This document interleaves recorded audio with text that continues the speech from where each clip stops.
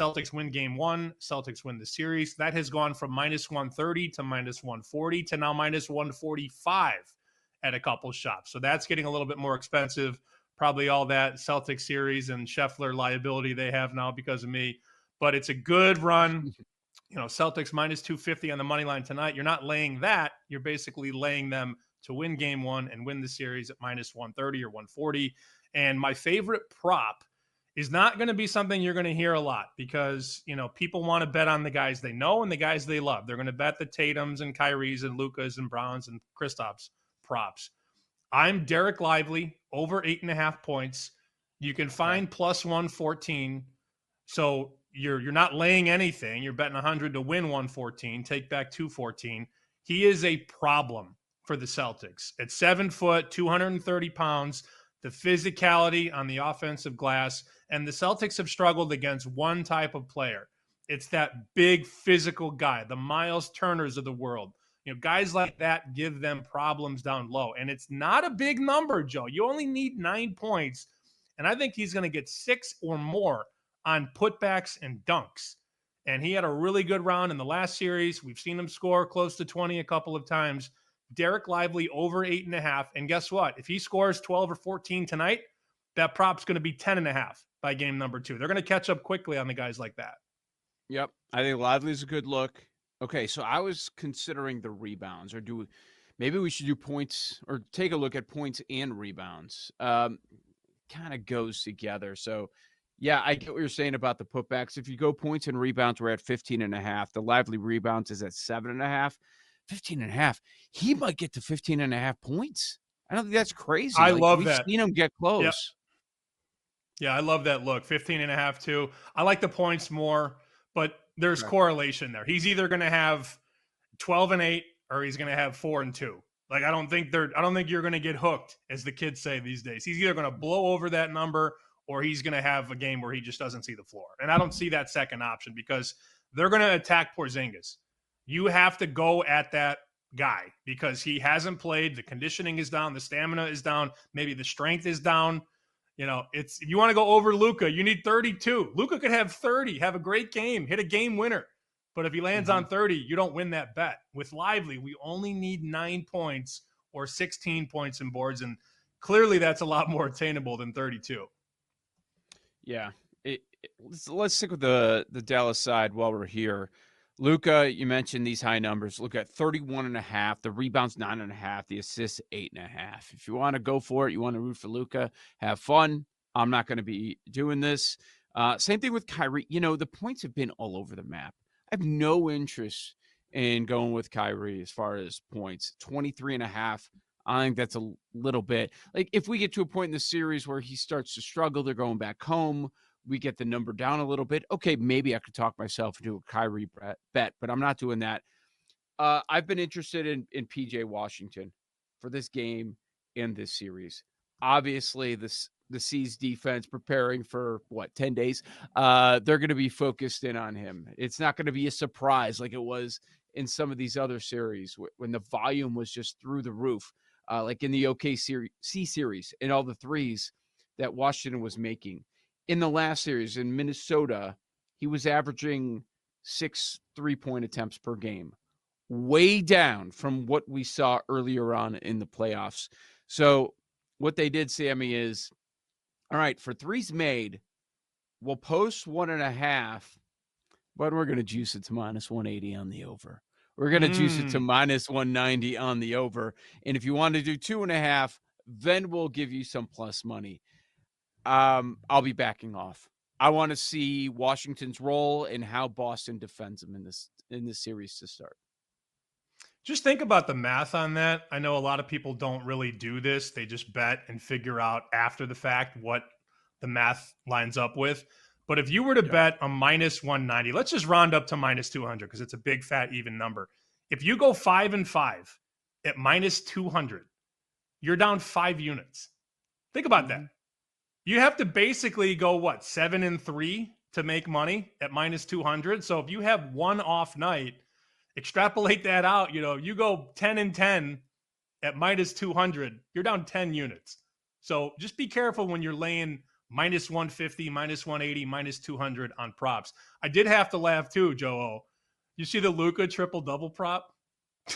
What it was like 2-1. Well, it's not 2-1, plus 330.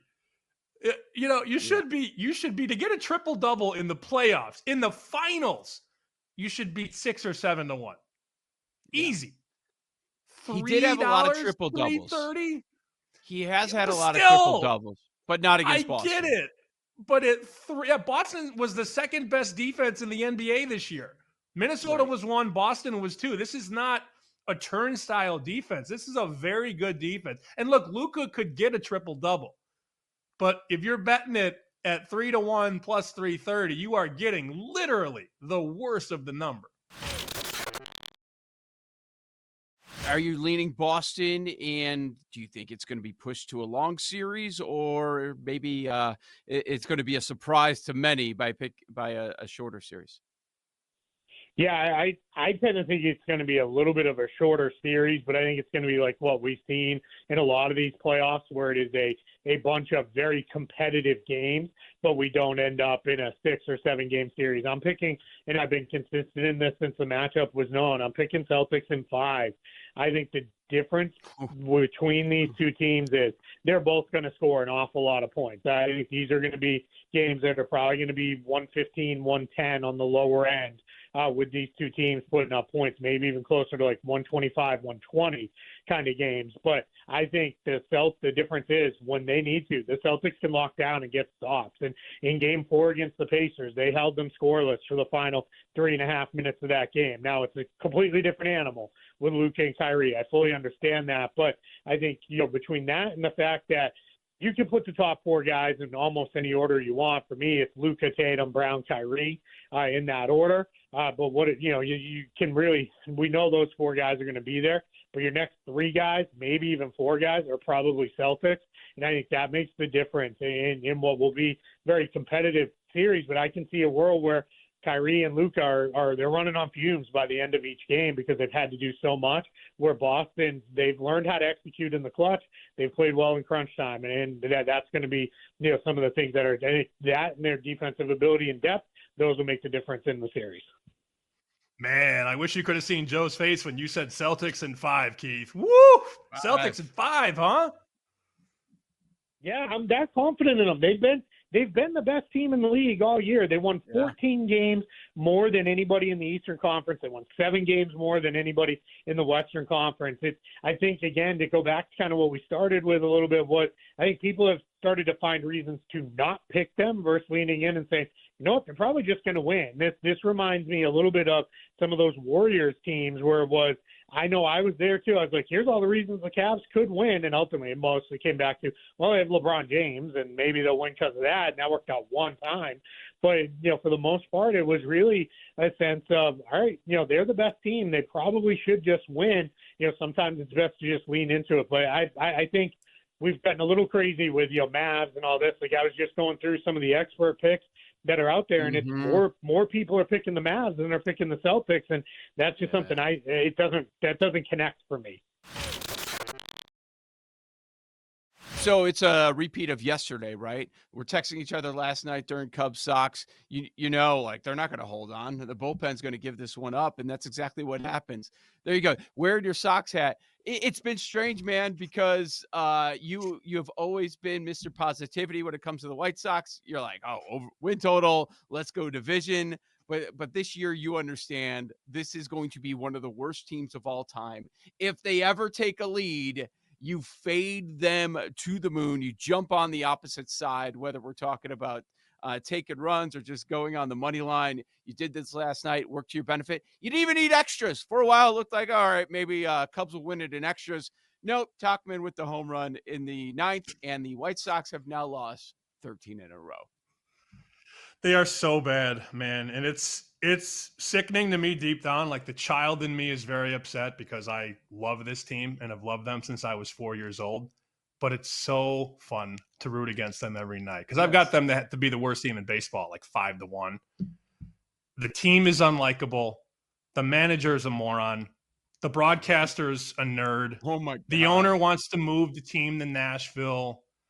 it's so unlikable. So yeah, I Darth Vadered on them. I went to the dark side, and I'm not betting against them every night because I have that, 5-1. And then after they traded Dylan Cease, they went down to about 350, 330 to be the worst team. This is as bad as it's been. And I don't see any hope. I mean, they're going to trade Eric Fetty at the deadline. They might trade Luis Robert. Crochet. I mean, it's only going to get worse. Crochet. It's only going to get worse. Yep. Every article that you read about trade deadline possibilities, a bunch of White Sox are mentioned, the only ones that are actually worth anything. Oh, man. Bad. Here's the bad part about Fading the White Sox live. You got to watch the games. You have to be updated to see what the hell's going on. That's the bad part.